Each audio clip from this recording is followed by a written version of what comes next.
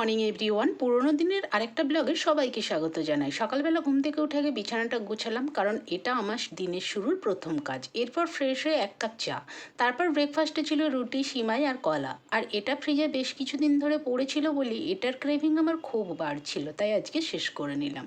পুজো করে দেখি গাছে একটা ফুল রয়ে গেছে।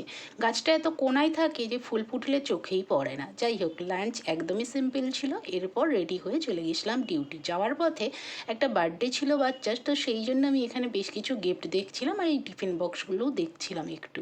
আর সঙ্গে একটা ছোট্ট করে কেক নিয়েছি, আর তার উপরে মিষ্টি আম লিখেছি। কেন সেটা পরে বলবো। এই যে সেই মানুষটা যার সঙ্গে আমি 24 ঘন্টা লেগে থাকি, কিন্তু তারপরেও সে আমায় খুব ভালোবাসে।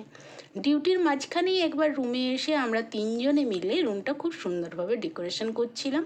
আর এই যে বার্থডে গার্ল একটুখানি নাচানাচি করছিল, আর সেই সুযোগে দেখো লাড্ডু চোর কীভাবে লাড্ডু চুরি করে খাচ্ছে, দেখেছো তোমরা? ব্যাস, এবার সন্ধে হয়ে গেছে, বার্থডে গার্লও একদম রেডি। আর আমাদের ডেকোরেশনটা কেমন হয়েছে অবশ্যই জানিও। তারপর সবাই চলে এসেছিলো, মোটামুটি যাদের ডাকা হয়েছিল। প্রথমে কেক কাটা হলো, আর এদিকে দেখো নিজের কেক নিজেই আগে খেয়ে নিল। তারপর আমরাও খেলাম আর রাতের ডিনার শুরু করলাম। আর কিছু শর্টস নেওয়া হয়নি, তো চলো টাটা।